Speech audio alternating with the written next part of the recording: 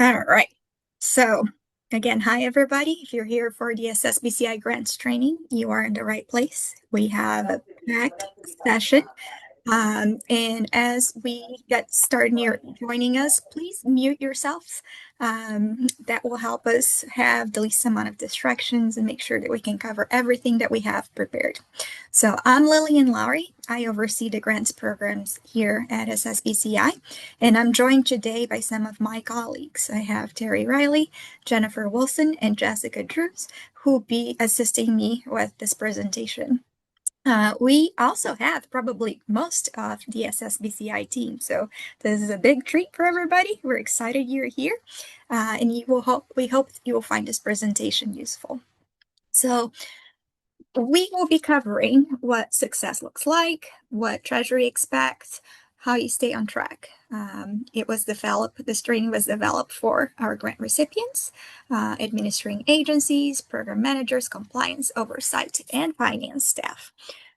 We'll be focusing on what the program is about, the rules and guidelines, and we'll have a practical focus on semi-annual report, annual report, the disbursement process, and the modification process. We know we have a lot of information, but we don't want you to feel overwhelmed. Our goal is that after this training, you will be able to easily find the resources you need. And then the last thing I have before we officially kick this off is that technical assistance and SBOP are used interchangeably. The only difference between the two is that the SBOP program was a competitive program versus the TA was more formula based, and everybody who applied and had a complete application got an award. So every time we talk about TA or technical assistance, please know we are referring to both programs. All right, so Carson, could you please move to the next slide? Okay, so what does success look like? Treasury does not define success by the dollars you spend on activities or any like internal processes that you developed. We're looking for two things to happen, which would be business are better positioned to access capital, and that you, the grantee, can clearly document how funds were used. So if either side is missing, Treasury feels the program sometimes at risk. But both programs were designed so each state, territory, and tribal government could develop their own program. That you understand what's going on the ground. You understand what's better for your communities. So we wanted you to design programs that would meet that requirement. And our focus, again, is to increase capital access to small and very small businesses. Next slide, please.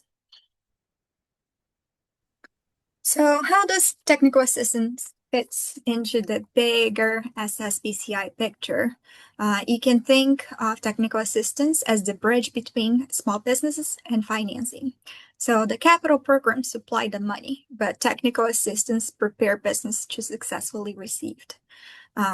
Technical assistance should always point towards capital access. So if an activity does not connect back to financing, it likely does not belong in our program. One thing I want to mention is that the capital program here at SSBCI is a different program. Today we're talking mostly about the grant side. Capital assistance has its own regulations, its own guidelines, and also different reporting. So sometimes we understand that you might email us when you meet capital and vice versa. We are glad to forward those emails over to our colleagues to make sure that you're receiving what you need. And since we're talking about the capital programs, I want to put a plug in that your quarterly reports are due on Friday. So don't forget that if you have a capital program participant. All right, next slide. One thing I forgot to mention is if you have questions, you can post them on the chat and the team will respond as they are able. We will have a question session at the end of this presentation. And if we don't get to your question, we will have a record of it and we'll be sure to answer and provide that answer back to you. All right. So who can receive technical assistance? Very small business, which are under 10 employees, SETI-owned businesses, and either one of them have to be applying for, preparing to apply for, or has previously applied for either our capital program or other government small business program that focuses on raising capital. One question that we have been getting often is if the SETI designation still applies. And the answer is yes. So we know there were many executive orders that were issued last year. And we did get many questions about if that would still be enforceable within Treasury. We checked with our lawyers, and as of now, we don't have a reason not to enforce it. So if anything changes, we will let you know. Next slide, please. So who can deliver technical assistance services? It can be your organization, subrecipients, or contractors. The services have to be either in legal, accounting, or financial assistance. And I wanted to mention that not every business provider qualifies under our program. Treasury does look very closely at provider qualification during monitoring, so it is good for you to document what each provider meets the program definition, and the preference should be given to small and very small businesses. Next slide, please. One of the other questions that we get very often is what's the difference between subrecipient and contractors? For one, I will say that if we have any subrecipients here, everything that we're speaking to applies to you as well. All the terms and conditions of the grantee award should have been transferred over to the subgrantee award. The reporting information that we're going to be sharing applies to subrecipients because you have to provide that back to the grantee. And that's how we receive the information that we need to make decisions on our side. So subrecipients do carry out part of the program, and they must be monitored for performance and compliance. On the other hand, typically contractors are vendors who deliver specific services. And it's important to understand that difference because the classification affects the agreements, reporting, and oversight requirements. Next slide. Slide, please. So another question that we get often is what is allowable and what is unallowable when we're talking about technical assistance funds. So allowable is anything that involves the legal formation and contracts, accounting and financial records, capital application support, financial advisory services and capital preparation, etc. I must say that this is only to be provided to very small businesses and small business. Sometimes we see grantees trying to use our funding assistance to help themselves with legal, accounting, or financial services, and that's not what the program is intended. So moving on to unallowable costs, some examples are construction or renovation, marketing or general economic development. We see this one a lot. If the organization can market itself, unfortunately, it cannot. However, if we have a grantee here or a sub-grantee that has developed a training session and you want to market that to potential small businesses and very small businesses, that is an allowable cost. We also don't allow ongoing operational support and any services that are unrelated to capital access. So we have here a good test to ask is, will this service help the business to access or prepare for financing? If the answer is yes, you're good to go. If it is supporting general business growth without a financial connection, it's likely prohibited. Next slide, please. This one applies to both program and administrative costs, but mostly we're focusing on administrative costs here. So what is allowed?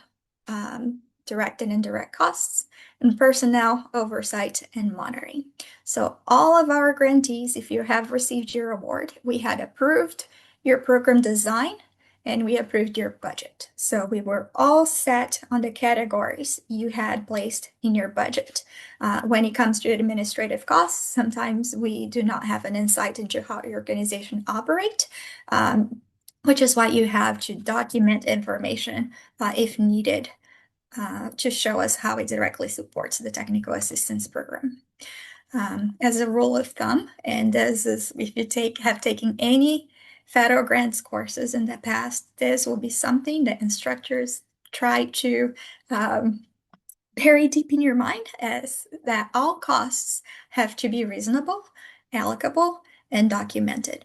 So if you're going to rent a classroom for training and they're trying to charge triple the normal rate because they know funds are going to be coming from the federal government, would that be allowed?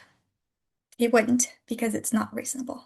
The allocable part would be if you are using half of a facility and you're being charged the whole facility cost. That's not allocable, or we might not be able to actually figure out how much of the facility you would be renting. And then one of the things that we focus on is documentation. So document everything, every decision you're making. Next slide, please. So our technical assistance funds are not flexible program dollars. So it helps, they help the grant program, but they are governed by multiple layers or rules. Specifically, there's the SSBCI statute, the TA guidelines, and also the SBOP NOVO. They're pretty much the same. The uniform guidance, which is 2 CFR Part 200, and the award terms and conditions. We sometimes are surprised by the people that are working with the program that are not even aware that we have an awards terms and conditions. And if you're new to the program, that's the first place you need to be looking at. This award terms and conditions was agreed by the grantee, so the authorized official who can make decisions on the award, and it has been approved by Treasury. So we do enforce that very heavily. And one big thing is that grantees and sub-grantees have to have institutional, managerial, and financial capacity to manage the projects. If this is your very first federal grant, you should probably contact us, and we're going to try to help you make the best decisions on behalf of the program you have developed. But on that terms and conditions, you have attested that you do have the institutional, the managerial, and the financial capacity to manage your projects. Next slide, please. So key federal requirements, again, I call the uniform guidance to CFR 200. My brain sometimes, usually any answer that I need will be in the CFR 200. I usually use Google a lot. I don't remember the whole guidance from memory. So I'm typically like 2 CFR 200 compliance costs or whatever the term may be. And Google gives me the exact section of 2 CFR 200 that I need. We expect adherence to federal laws, and we have non-discrimination, drug-free workplace, lobbying restriction, anti-trafficking laws, seatbelt use, and no text while driving. There's also False Claims Act and program fraud statutes. So this one, the seatbelt use and no text while driving, is one that folks find funny when they see it for the first time. But if you are traveling on behalf of the federal government and you are driving, you are not allowed to text. That's a big no-no. And the same thing for seatbelt use. We understand that would be hard to enforce, but I just want to make sure that you know that exists. Another key federal requirement is the registration and reporting through SAM.gov, which includes executive compensation and disclosures. Also, Treasury, the Office of the Inspector General, and the Government Accountability Offices have audit and record access rights. That is part of any federal award you will receive. And at most, the records must be maintained for 5 years after funds are fully expended or returned. All of this information is going to be found on your award terms and conditions. So if you want a deeper dive, just look for that document. Next slide, please. So financial management, subawards, and accountability. Treasury expect all of our grantees to have systems that prevent errors before they happen. So the main goal of this award is that you will be successful in your program and you're going to be delivering the funds the way Treasury expects.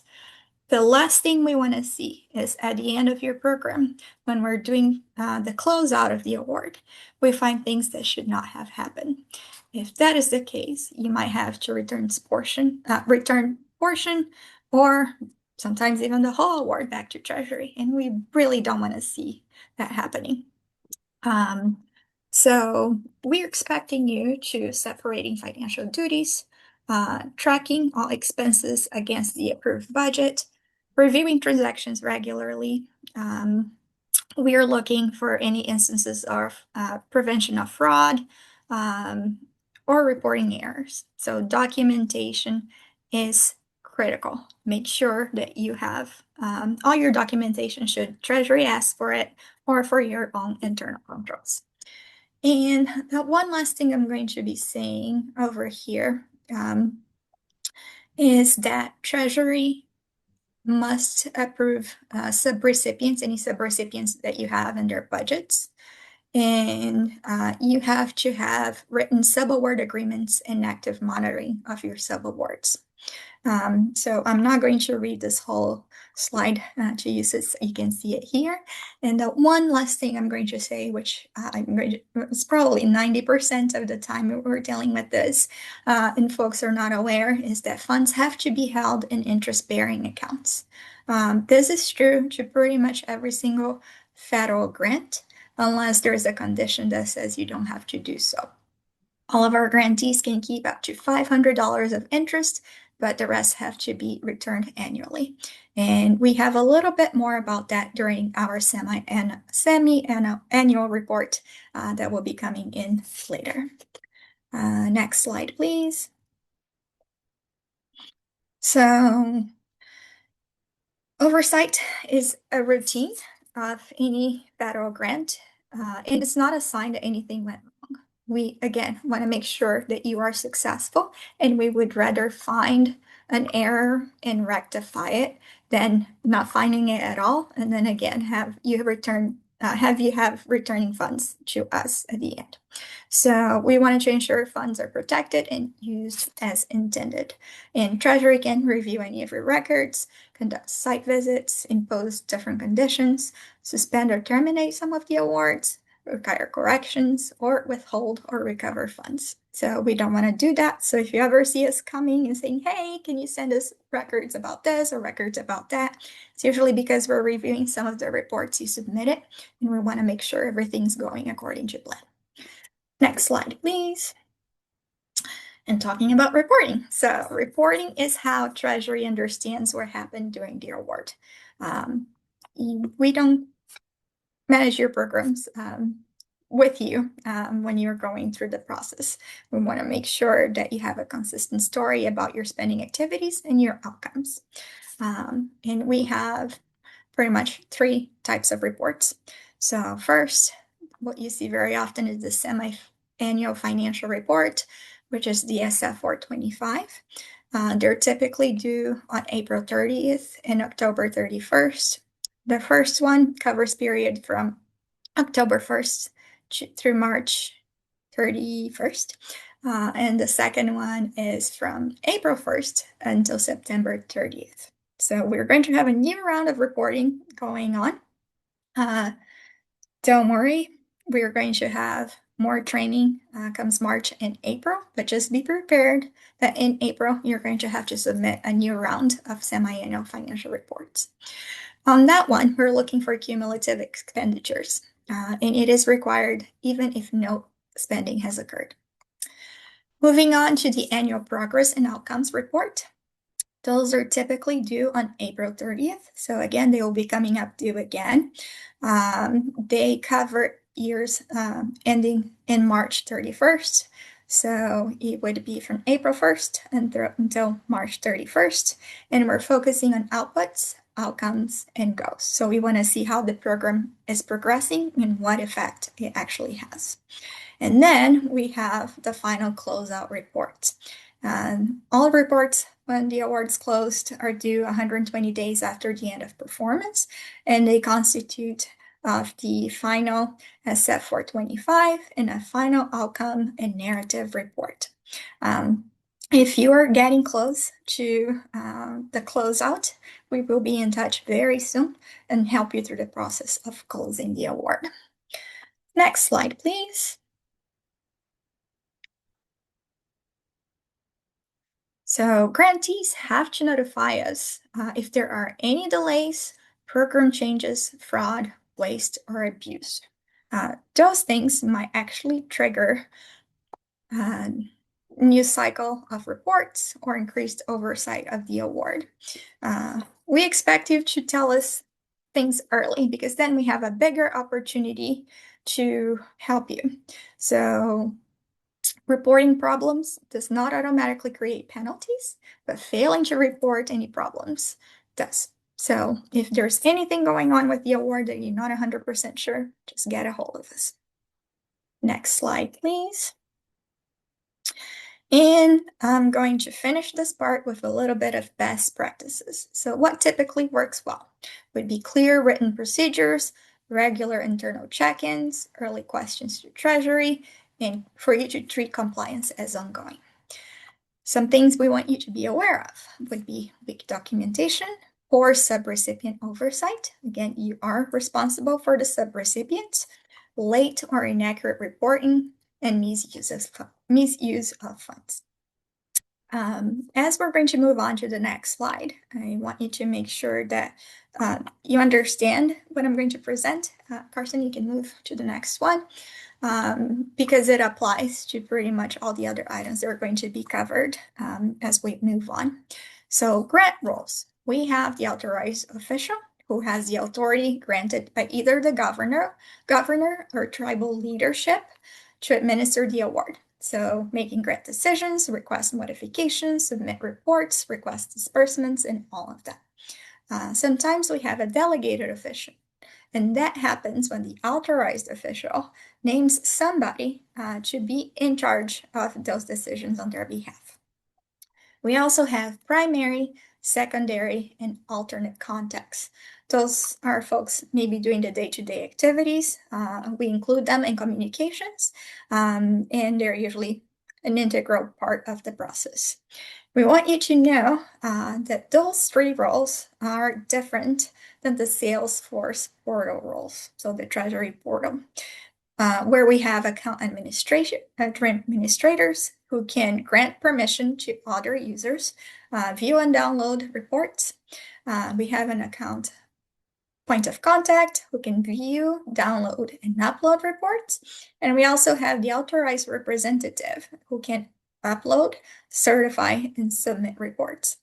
Typically, the authorized representative is either the authorized official or the delegated official because they are the only ones who can usually certify and submit reports.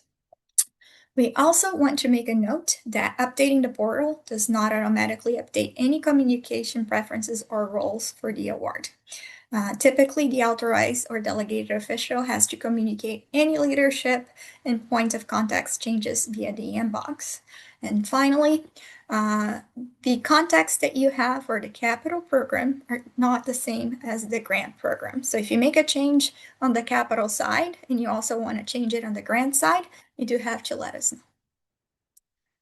I will pause here, and now I'm going to turn to my colleague, Jessica Drews, who's going to provide an overview of the semi-annual federal financial report.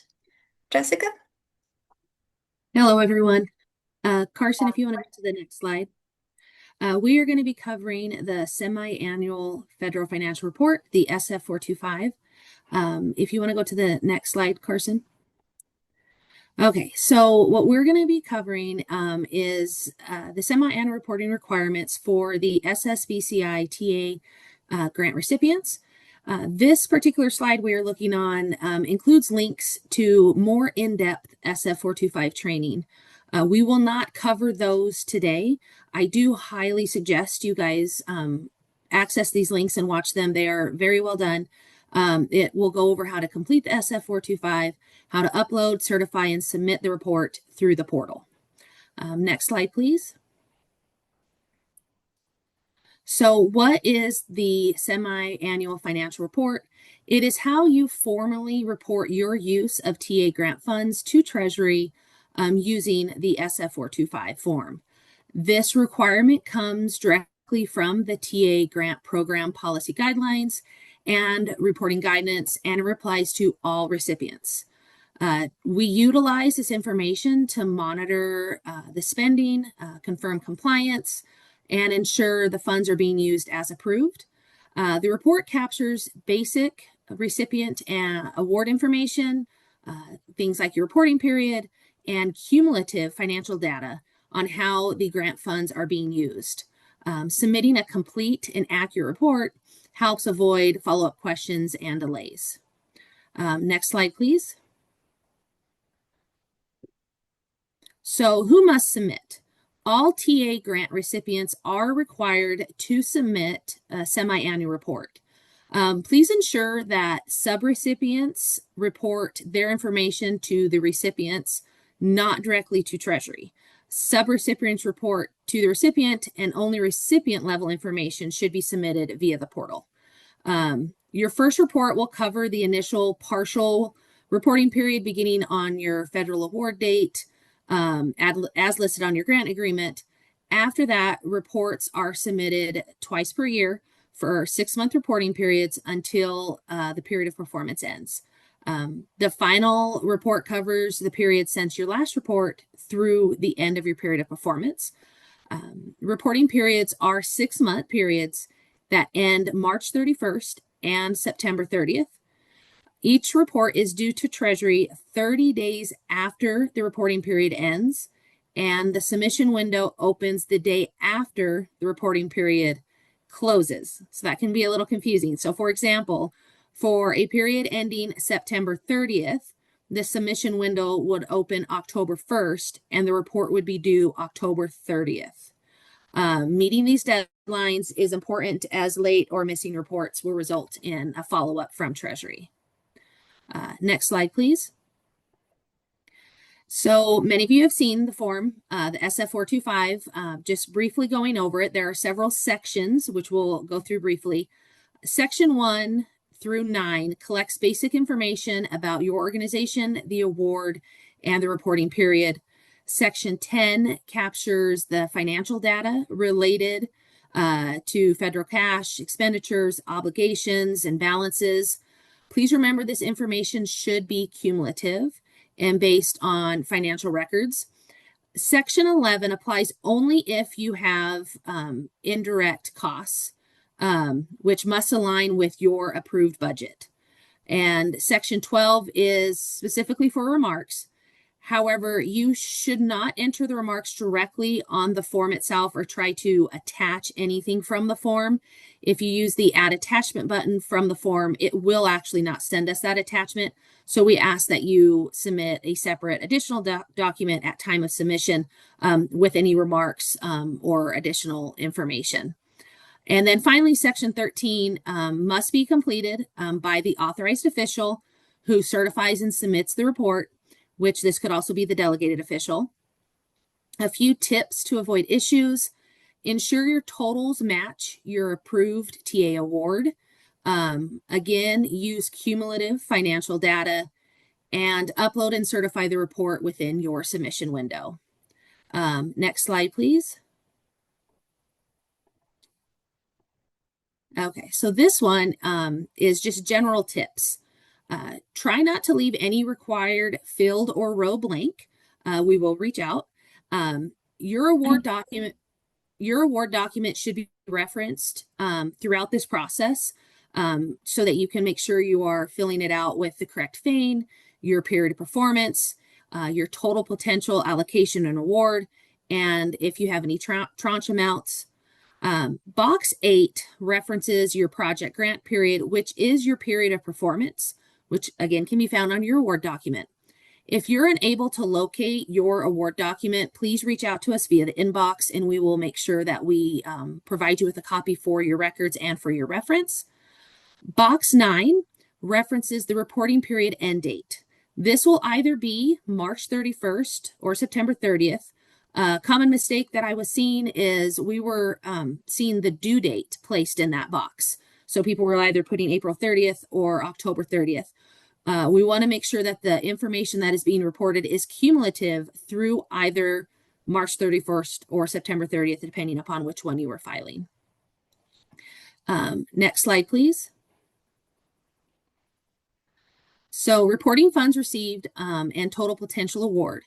So 10A is cash receipts, which should equal the total amount of funds that you have received from Treasury as of the reporting period end date. So this includes either your full award, if that was your award was fully dispersed, or the cumulative amount of any tranches that you have received. And line 10D, the total federal funds authorized, would equal the total potential award. Next slide, please.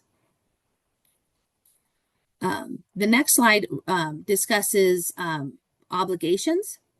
And when reporting the unobligated balance, I'm going to do a special call out to line 10F, which is unliquidated obligations. These are obligations that have been incurred, but that have otherwise not been paid or where an expenditure has not been recorded. Don't include anything for commitments that have not been made or documented on paper. Additionally, do not report obligations that exceed your current disbursement of funds from Treasury, even if the entire award has been subawarded. For example, let's say your full award is $300,000, but you have only received your first tranche of $100,000. Even if you have subawarded your full award, line F, if you put $300,000 in there, that is incorrect as it exceeds your current disbursement. Next slide, please.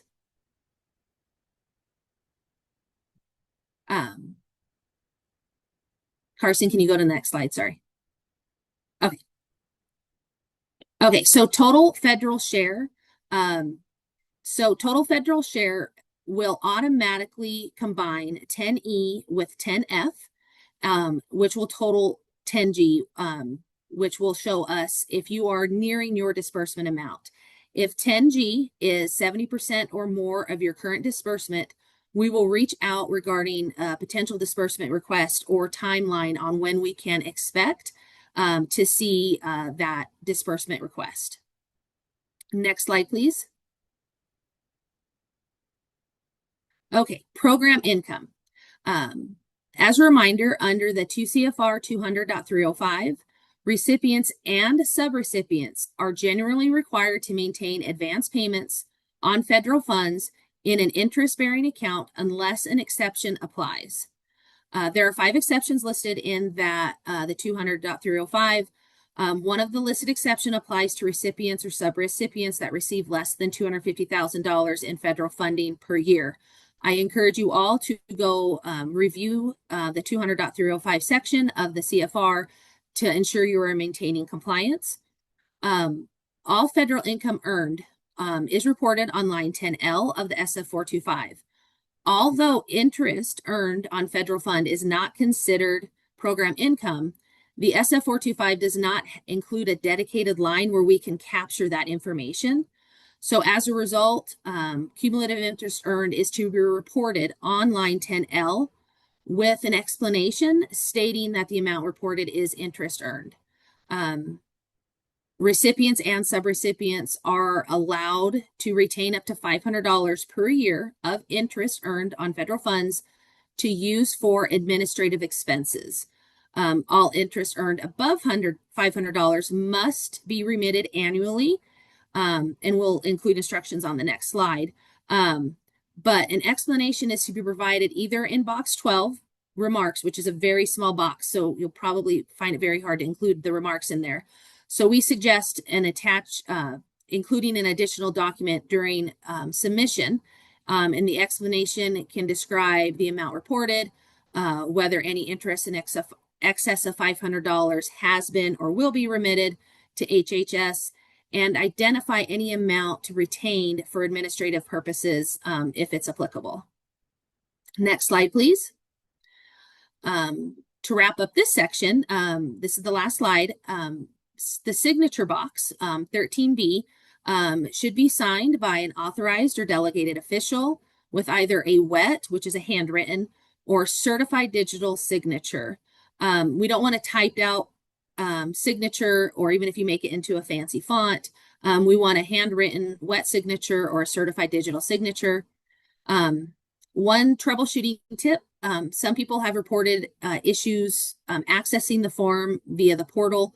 You might want to try launching it directly from Adobe or a PDF editor. If you still experience issues, please reach out to us and we will make sure you're able to access the most current form.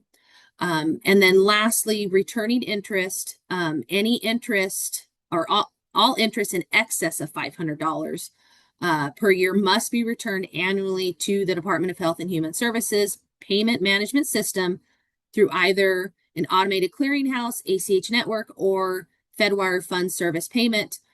Instructions for returning interest can be found at this link, which we will provide for you guys. And that is all I have on this section, and I'm going to turn it back over to Lillian. Thank you, Jessica. Next slide, Carson. And actually, you can move to the next one. All right, so I'm here to talk about the annual progress and outcome report. This is, again, not going to be an in-depth discussion. We just want to make sure that you have the resources you need to be successful. So we have recorded some items regarding the annual report, such as the introduction, a template demo, and a portal demo, and they can be found in these links. At the end of this training, before we open up for questions, we will be giving you all those links. We'll be posting them in the chat so you can copy and paste them. And then again, when we distribute the training to all the registered participants, we'll make sure to include that as well. And in here, I want to also point out that the submission of the report is initiated through the Treasury portal.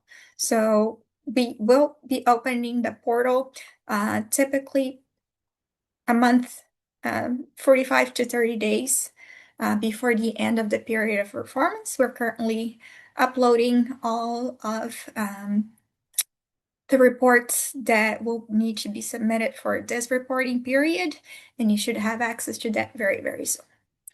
Next slide, please. So, the annual report is required every year for all of our grants. It is submitted to the portal, and it captures all the program activity and the outcomes during a period of time, which in this case will be from April 1st through March 31st.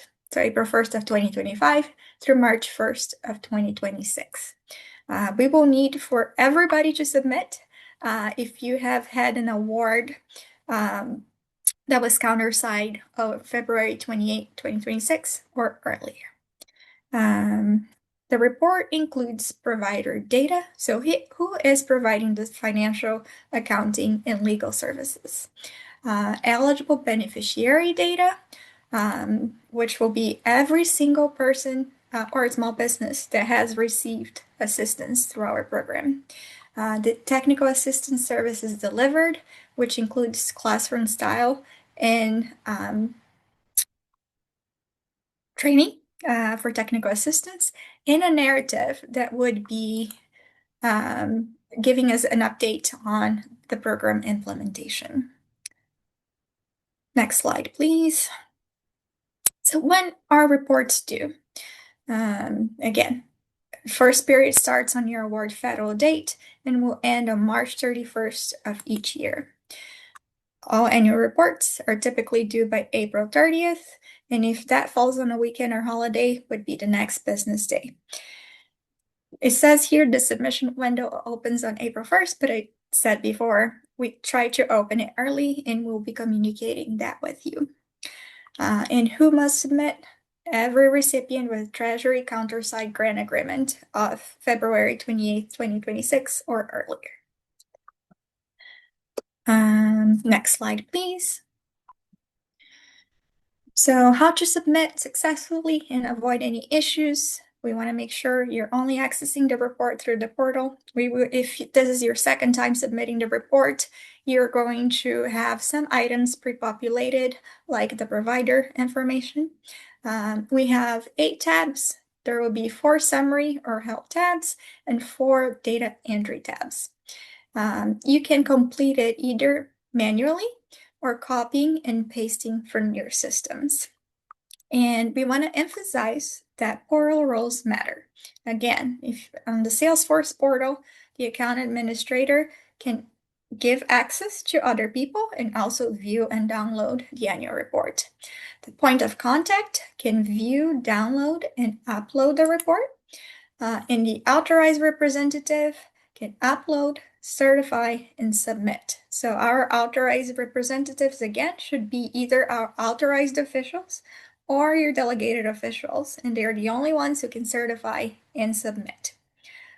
Key compliance reminders would be that only users with portal authorized representative role can submit, and we again ask for that to be either the authorized official or the delegated official. You must certify and submit before April 30th, and we do want you to keep documentation supporting any report data. Next slide, please. So one of the biggest things that we see or we hear before a report's submitted is that things are not quite working like they should. And 90% of the time, it's because you did not enable macros. So we rely heavily on macros. First thing you should do is enable it. The other thing, if you're trying to validate the report and you can't, might be because you left required columns blank. Again, all the instructions provided with the forms will let you know what needs to be filled. You should only use allowable option set. So on single select, you should use the drop-down menu. On multi-select, you double-click to use the pop-up and select your options. And reference the single select, DV, and multi-select DV tabs for allowable values. So you can see here, if something is not quite working, take a look at those 2 tabs of the report to ensure that you're trying to select just the right option. If you try to type it in, it will probably not work. And if it's anything other than what is in there, it's likely not acceptable. Next page, please.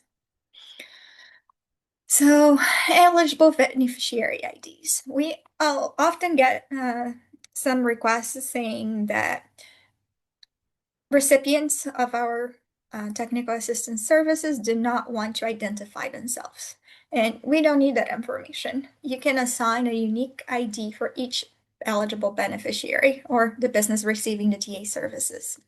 But we must have business demographic information, which is consistent with each beneficiary listed more than once with the same ID.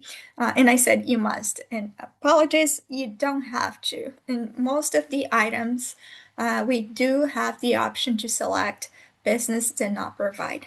So we want to make sure that everybody's aware of that. So all TA services provided have to have an exact match to their corresponding eligible beneficiary and matching ID. And eligible beneficiaries should be reported once per provider if they work with multiple providers. We do have somebody that might need assistance with legal services, and then they come back and they need assistance with accounting services. You would be reporting that twice, one time under each provider. Next slide, please. On the address information, you have to provide all available sets that we are requiring. At minimum, we were looking for the state and zip code. If by any chance the information was not provided or collected, you can enter NA, and that's typically for a street and city address. Again, a business, small business, does not need to specifically identify itself to receive services, but they must be determined eligible to receive those services. Common error that we see is on next code. Which you must report either a 2017 or a 2022 next code. So you can verify next codes under the North American Industry Classification System. There will be a link for you when we're sharing our resources, so you don't need to look it up now. And we require that next codes must have 5 or 6 digits of specification. So here's an example. We have food manufacturing, which is 311000. That is not allowable. We need to drill down a little bit more. So you can use 311210 if it was flour milling, and to be even more specific, all the digits. So 311421 will correspond to frozen food manufacturer. This one, you don't want to be the one that submits the report, and then we contact you to say the next codes were not there. And you might have 1,000 beneficiaries. And unfortunately, you're going to have to go back and ask for that information or try to guess it. So sometimes you can look up the business and you can figure out where they fall. But we require 5 or 6 digits next code in our reporting. Next slide, please. So the SETI certifications. Again, I had mentioned that Treasury is still accepting, enforcing SETI requirements as we were prior to the executive orders that came out last year. And if we hear that that's changing, we will communicate with you. If a business is eligible to receive services and they are they have to certify to us that they are eligible under the SETI guidelines. So there are 2 columns. One would be provider data tab, which they can self-certify SETI-owned business and TA provider. And the other one is the eligible beneficiary data tab. So you would select that one. To access any of the values, you have to double click into the cell. I know it sounds simple, but I forget when I'm refreshing my memory about the report. And then the biggest thing is do not write yes or no. So if you want to select no, you have the option of selecting the TA provider, eligible beneficiary did not certify. So keep that in mind. That's all I have for annual reports.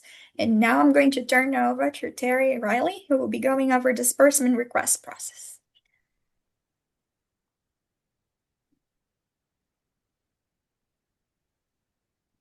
Unmute. So we will now start with our disbursement request process. Carson, next slide, please. So I want to start by saying that all this information can be found in our in our Salesforce portal, training, the template, all that you'll need for this disbursement request. But just to give you a sense of the timeline and the steps involved in the process, it begins with the submission of your SF-425. And so if you have submitted one within 30 days or of your request, you typically will not be required to submit a new one. But if there are any questions or any updates, and we will ask for another one as well. After you have gone into the portal, you've completed your requestment form, that data will be validated and entered into our system. Once we have, if there are any issues with that data, you will receive feedback from us saying, hey, more information is needed, and we will request information at that time.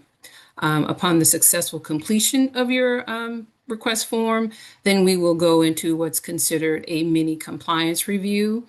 And for some of you, because we haven't had a lot of contact with you and we haven't had an opportunity just to do any type of feedback on your program, this is the time that we'll just look at all of your different awards and conditions and make sure that all things are in good standing. And once that review is completed, then the disbursement of funds will occur, and all the process should take about 30 days, and it may take longer if additional information is required. Next slide. So how are our grants dispersed? So if your award is less than 250, it is fully dispersed at the time of the grant agreement. If it is over 250, it is not dispersed in thirds, but it is 33, 33%, and 34. So that is a slight condition that I think a lot of people don't fully understand. And so they're looking for 1/3, but is actually 33, 33, and 34. And then that first tranche is released at the time of the award itself. Next slide, please. So typically the eligibility to receive your second and third tranche, we have asked that you have expended at least 80% of the prior disbursement. And typically what we're looking for on your SF 425 is your federal share of expenditures, and also looking at your share of unliquidated obligations. And for your unliquidated obligations, typically that is invoices that you receive and not yet paid. Next slide. And as I was alluding to earlier, this is basically where we are looking at your compliance with your award, the grant terms and conditions, and any 2 CFR 200. So typically, what we may ask for are copies of your invoices. We'll look to see if you've submitted all of your subrecipient budgets, that's in good order. If you have any single audits, if you are reporting your subawards in SAM.gov, those are the type of questions that we'll ask and we're looking for. So in advance of you providing your disbursement request form, just take a moment to assess these individual terms and conditions and see if you have any questions about those, and let us know. Next slide. So each one of you will have a customized disbursement request form. And that form has already been pre-populated with your approved budget. If there are any changes in your budget, please let us know. Primarily what we'll do, we'll go in and update this form, and then we'll be actually looking for you to provide those expenditures against each budget category. And so the disbursement form has 3 tabs. The first one is at the cover page. The second is the budget requests, the budget details, and then the third is the narrative. Next slide, please. So this is a cover page, and this one is automatically populated. So when you fill out your budget details, all of this should be populated, and then it'll show us whether or not you have expended 80%. Now, that 80% will be solely on your expenditures. It will not include your unliquidated obligations. Next slide.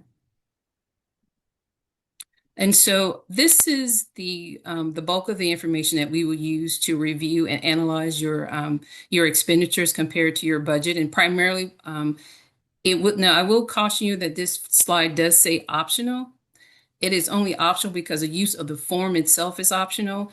What we do require this information to review and compare your spending to what you were originally budgeted. If you do not want to use the form that we've provided, you do have to provide an alternate form, but we do need this information to actually see and compare to your actual spending compared to what you were budgeting. And in doing so, we're looking at if there are any overages, if you're running low in certain categories, and then at that point, we may ask for an amended budget, or we'll ask you, for example, if we see that you're lagging in personnel, and will that money be transferred to another category? Or if you're running over, we'll ask you, will there be adjustments to the period of performance? Or at this point, we're just trying to gauge your program performance and how that compares to your spending. So all that information, depending on which tranche you're entering, it would be in disbursement field 1 for the first tranche, and disbursement 2 for the third tranche. Next slide. So here on your narrative tabs, this is where we're looking to see from your program performance. And in the first half of the slide, you see that we're asking for project progress. And so primarily we're looking here to see basically the progress that you've made, you or your subrecipient. We're looking for output measures, benchmarks, just basically show that the program is on track and you are meeting your objective that you have set forth in your approved program. In the second half, we're asking for contractual costs. And here we are trying to assess the actual burn rate. So in that, we're looking to see, are you running according to the metrics that you've set forth in your approved budget? We may, depending if all your costs are in contractual, say you don't have a lot of personnel or any additional costs, we may ask you to show that you have expended those costs through invoices or copies of your general ledger reports. Next slide. So one of the things we caution you before you submit is that you review the information that you've submitted on your SF-425, that is consistent with the expenditures reported in your approved budget. Those are the things that we look for. And as I mentioned before, if you notice that you're spending what's in your approved budget compared to your actual spending, you're underrunning or overrunning, and you would need to transfer funding from one budget category to the next, let us know and we can make that change as well. And then also, when you are submitting your document on your disbursement request form, that is either signed by your AO or your DO. And then once we receive it, as I said before, we will review and we will communicate any issues with you. And typically, as I mentioned, that our whole process should take no more than 45 days, but it can be extended if for some reason we find any issues with our compliance review. Next slide. So at this time, I'll turn it over to Jennifer Wilson, and she will address our award modifications. Okay. Hey, hello, everyone. So now we're going to talk about grant award modifications. Can you move to the next slide, please? So what they are and why they matter, okay? A grant award modification, this is a formal request to change something that has already been approved in a grant award. So this formality is important because grants are legally binding instruments, agreements, and once an award is issued, you just can't make changes informally. So any changes to the award must be documented, and they also require Treasury approval before they can take effect. So what kind of changes require a modification? A modification is needed anytime you change how the project is run, for example, adjusting activities or delivery methods. It is also required if you change how grant funds are used, even if the total award amount stays the same. And changes to who is involved, such as adding or replacing partners, vendors, or service providers, also require modification. And finally, if you change how long the project lasts, like extending the project period of performance, that must be formally approved. So a simple example of all this is if your grant was approved to provide technical assistance through one provider, and later you decide to add another provider, that's considered a modification, and it must be requested and approved before moving forward. The key takeaway here is if it changes what Treasury approved in the original award, it may need a modification. So when in doubt, please pause and check if something changes from what was originally approved. And acting without approval can lead to non-compliance. Next slide, please. So now we're going to talk a little bit more about, get a little more deeper into what you must ask Treasury first for before making a change. One, if you extend your project timeline, even if you're not asking for more money, that's called a no-cost extension. That still requires Treasury approval.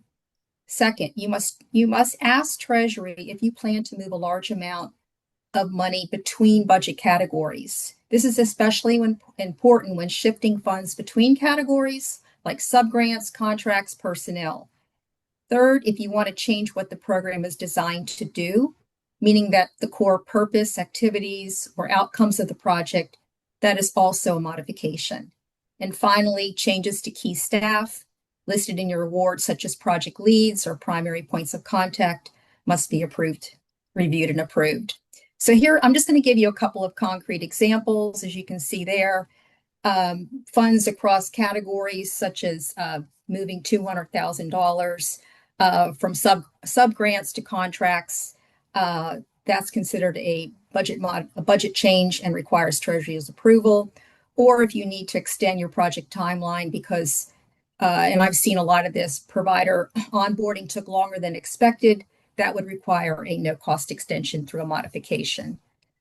Okay, again, I just want to make one more emphasis here, and you'll hear me say this throughout, but the big takeaway here is don't implement these changes first and ask later. Always check in advance if you're not sure to stay compliant. Next slide, please. So now I'm going to talk a little bit about the important distinction between material and administrative modifications. And understanding this difference helps you know what level of approval is required and how long the process may take, but knowing that Treasury will make the final determination.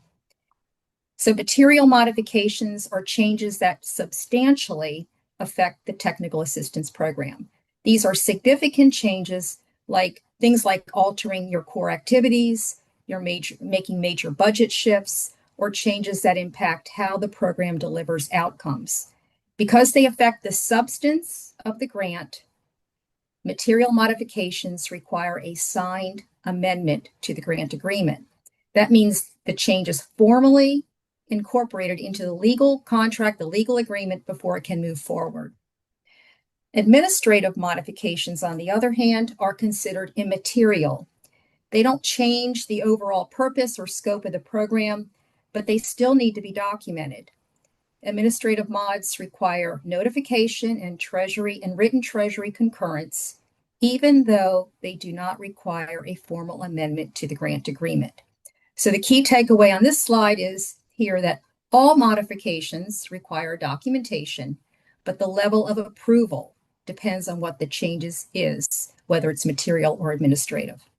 And when you're unsure, again, always best to ask first before proceeding. Next slide, please. So some common material modifications. Let's look at some here that changes the significantly, these are changes that significantly impact the grant and always require a formal amendment. One, any significant change in scope, objectives, or program design is considered material. This would include changes such as what services are offered, who they're offered to, or how success is defined under the grant.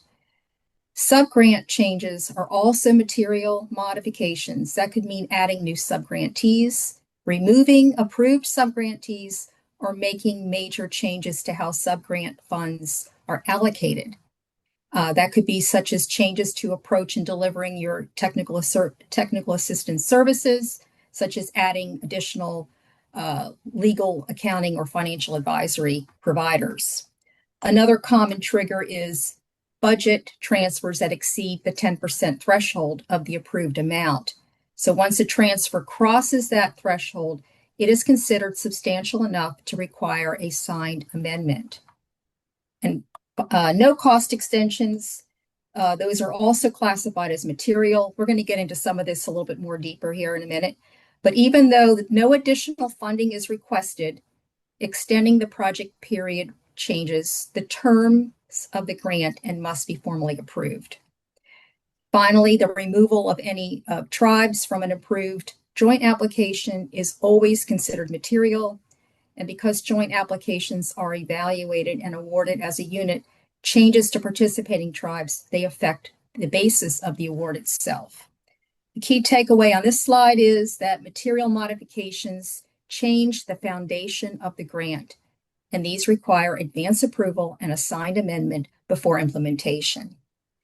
Next slide, we're going to talk about some common administrative modifications. These are changes that are considered, again, immaterial, but still require notification and written Treasury concurrence. One example here is a change in the authorized official or representative.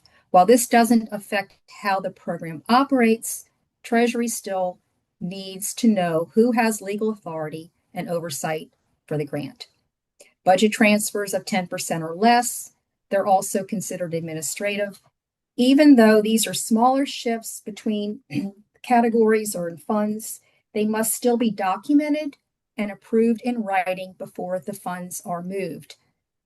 An increase in cost sharing, which would be applicable to our competitive small business opportunity program, the SBOP. They're also considered administrative modifications. I just want to point out here, because cost share commitments are part of the approved award, any increase in that needs Treasury's concurrence. Excuse me. And then lastly on here, minor scope changes that improve access or service delivery without changing the program's purpose also fall into this category. And that would be, for example, adjusting outreach methods or delivery formats to better reach participants.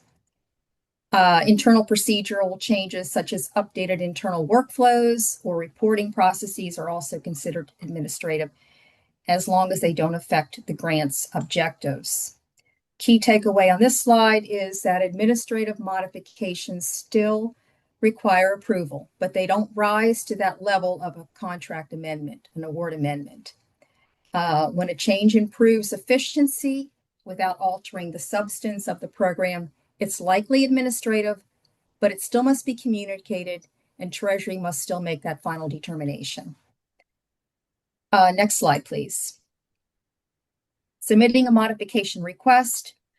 This slide here is going to walk you through how to submit the request and what Treasury expects to receive. We will also tell you what happens when your request is approved here. First, contact us as soon as you identify a potential need for a modification. I know a lot of you do that, and we really appreciate that. Early communication helps avoid delays, compliance issues, or costs that later may be deemed unallowable. All modifications should be submitted by email to the mailbox shown here, the SSBCI_information@treasury.gov. And that email will serve as the official intake point for all modification requests. Your request must include several key components.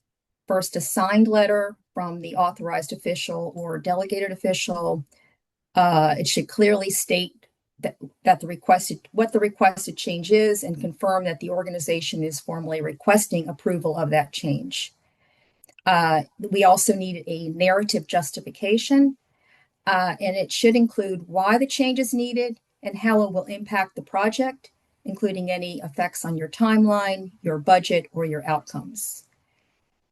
Finally, any updated budget materials or application sections, if applicable, they may also require some changes. And these updates should clearly reflect the proposed changes so the Treasury can review them efficiently. A lot of times we ask that you just can use your track changes from what you submitted originally so that we can clearly see what that change will be, but you can also provide that in a narrative memo. Excuse me. At the bottom here, you'll see, and I know we've been moving some of these forward. We had a little bit of a backlog last year, but we are moving forward now, and the immaterial and administrative modifications are typically issued via email to you, these notifications. Material modifications require an amended agreement, which must be signed by the grantee, and then Treasury to be in effect. Main takeaway on this slide is that complete and timely submission helps speed up the review and approval. And I'll say it again, if you're unsure what to include, reach out early and often can help you guide you before you submit anything. Next slide here. Let's see, can you move to the next slide, please? Some final tips to stay on track. So just before we wrap up, here's a few things just to keep in mind when dealing with modifications. In most cases, modification decisions take about 30 days. They can take up to 90 days because some of these can be rather complex and can be multiple things that are changing at the same time. So planning ahead is critical. If you're requesting a no-cost extension, that request must be submitted at least 10 days prior to the project end date, and requests submitted after the project ends generally cannot be approved. One of the most important reminders here is do not act before approval. See the big red X. Implementing changes before receiving written approval can result in costs being disallowed or compliance issues later. So for those of you who want to review the formal requirements, please take a look at the governing regulations there, the 2 CFR 200.308. Excuse me, that section will outline when prior approval is required and what type of changes trigger that requirement. Finally, if you take nothing else away from this section, when in doubt, ask early. We would much rather answer a question up front than have to fix something later, fix a problem after the fact. With that, I'm going to now pass it back over to Lillian, who is going to wrap us up with some final thoughts. Thank you, Jennifer. Next slide, please.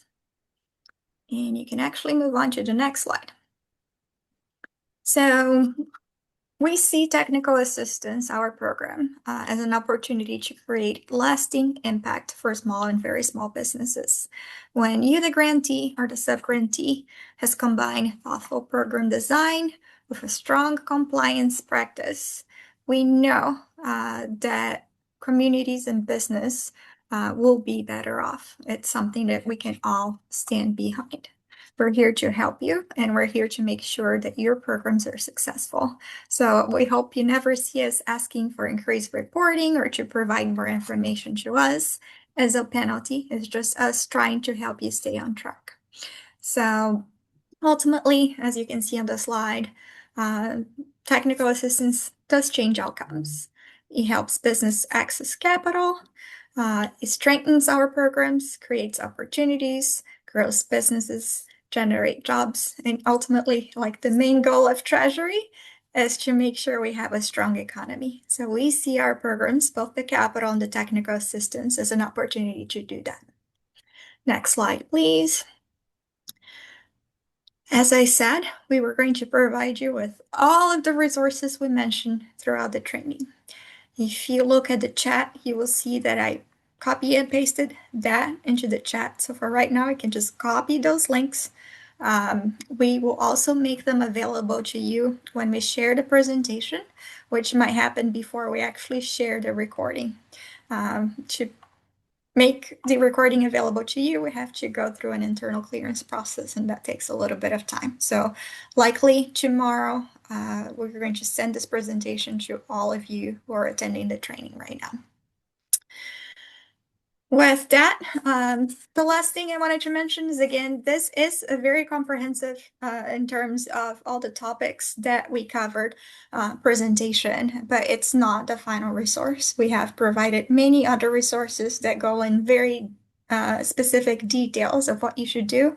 I say refer back to those resources that we're providing here, and you are going to be successful. I'm going to wrap up the presentation portion, and we are going to open up the forum for questions. So if you have a question and you had posted on the chat, likely we already answered, so I might have to scroll back for the answer. If it is something that we have not covered, feel free to raise your hand or to type it in the chat. Allison, you're first. Go ahead. Hi, Lillian. I'm with Pennsylvania, and I just wanted to go back on reporting the program income / interest earned on the 425. Can you just clarify, are we to report the total amount we've earned, subtracted any that was remitted? Exactly how do you want us to report the total earned and what's been sent back? So typically, and Jess, feel free to join in. Since we're looking at cumulative information, that amount will reflect how much interest you have earned since we first gave you the funds. You're going to be using that remarks section, which is line 12, or attaching an explanation to your report that will indicate what happened. So you can say, I earned $30,000 of interest. We have remitted $500 in 2024, $500 in 2025. Therefore, we have remitted 29,000 total since you kept 500 each time for administrative costs. Okay, so for box 10L, I'm sorry, can you just repeat for box 10L, are we to report the total amount earned and then just put in the comments what we've remitted, or do you want us to report the current balance? We would likely see the total amount earned since funds were dispersed, just because the report's cumulative. And then on line 12, you're going to tell us what And then happened. put So, the comment. Okay. Thank you. You're welcome. Robert, you're next. Yeah, I just had a quick question about acceptable use for the funds. I know we're trying to get people ready, and the consistent thing I keep finding with our tribal members is they have a complete lack of access to credit. Can any of the technical assistance money be used to sort of get them in the right direction? The way our grant was written was we'll cover 70% of the costs up to, I think it's $2,700 per member. So essentially, can we use any of that money to help them offset and potentially get their credit in a situation where they can get ready to go into a lending institution? Or is it Those, more for like the advisory services role? I'm just want to make sure I'm understanding it correctly. It doesn't seem like it, but I think I wanted to at least ask because the consistent problem I run into is they all seem to have issues via that's credit. okay. We see that a lot, and typically it's the advisory services that would be guiding them on how to make them more credit worthy, or how to be in a position to actually obtain a loan.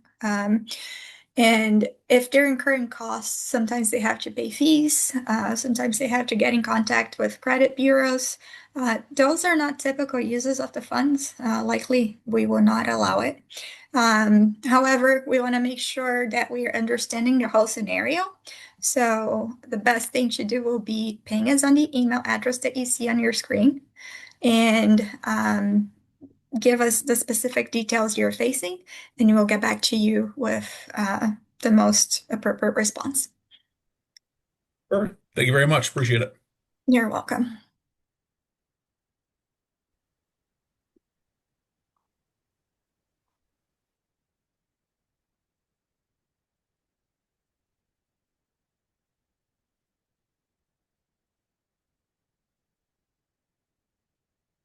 Okay, we have a few more minutes. If anybody has any questions, that is your opportunity to either ask us or type it in the chat. And by the way, if after the training you like, oh, I should have asked this question, just email us. We'll be sure to get you that answer. This is Marilyn Parsons. I have a question. We still haven't received our funding yet for the TA portion. Should we be seeing that soon, or do you have any idea on the date? Marilyn, what organization are you with? Like, have your funds The been awarded? Actually, you don't need to identify which organization you're with. If you have a signed grant agreement with Treasury, the last one we signed was on September 29th or 30th. So we haven't issued any others after that. We have paid out all of those amounts. So likely you might be in an organization that the grant hasn't been approved yet. But email us and we'll look into that for you, okay? Okay, thank you. You're welcome. I have a general service announcement that we have been getting is with the capital program, you are all made aware if you are participating in both the TA and the capital program that there is a program deadline. There was an FAQ that was issued with end of program guidelines. Those only apply for the capital program. We do not have anything different than what you know, than your award agreements for the grants portion of the program. So if there are any changes, we will communicate. But as of right now, you should expect that the program end date will be when the period of performance ends. So we have programs that are starting to close out now with programs that won't close until 2030. So just look at your grant agreement to see when that date is. And also, if we have applicants here that do not have an award approved yet, we are waiting on apportionment of our funds. So if folks are not familiar with how the whole process works, as Congress authorized funds, then a bill is enacted that allows us to actually spend those funds. Funds are put into what we call a separate bank account, but the funds have been held since the beginning of this fiscal year, which was October 1st, and we have a request with the Office of Management and Budget, which is part of the White House, requesting the apportionment of those funds. So we'll let you know when we have news.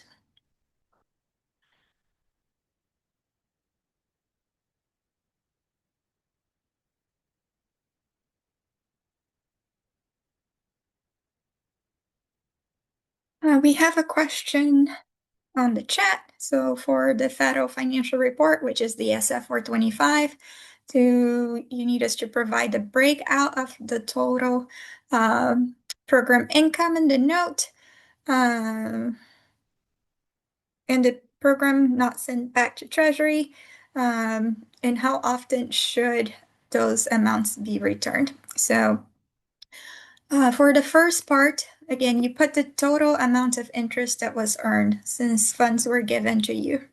And on the note section, which is line 12, you explain what has transpired. So if you haven't returned any funds yet, you can put the total amount with the note that funds have not been remitted back yet. If you have remitted funds, you can say out of $20,000, we have remitted $19,000. So just explain to us what happened. Regarding the question of when or how often you should be returning the interest, it would be on an annual basis. Treasury does not mind if you're doing it on a calendar year basis, on your fiscal year basis, on the federal government fiscal year basis, as long as it's done annually. You're welcome. So again, we are here to assist you. We want you to be successful, and we want small and very small businesses across the country to be successful. And to ensure that the program operates effectively, if you have questions, just ask us. Likely we will, if you have a question, other people have questions. And I also want to put a plug in for office hours. They take place every other week on a Tuesday. If you have received communication of signing up for this training, you are receiving communication of office hours. You can ask questions there that you have seen in the 2-week span since we last had office hours. But if there's something that you have an urgent need, just email us and we'll be glad to answer any questions you have. We have another question on the chat. What happens to the interest once it's returned? You've returned it through Health and Human Services because that's the federal department that has the biggest grant programs in the United States, in the federal government. So they manage all the return of funds on our behalf. But what happens to the interest? It goes back to Treasury. It's interesting because we are Treasury, but we're talking about big Treasury. And it's used as part of appropriations. So things that keep our taxes lower, or it's used for new programs. When typically a president or Congress is enacting new bills, they're going to look for sources of funds. So that also help funds federal programs or activities or whatever is out there. Must say that that's absolutely outside of my pay grade. So I don't know exactly what is up with interest return specifically for this program.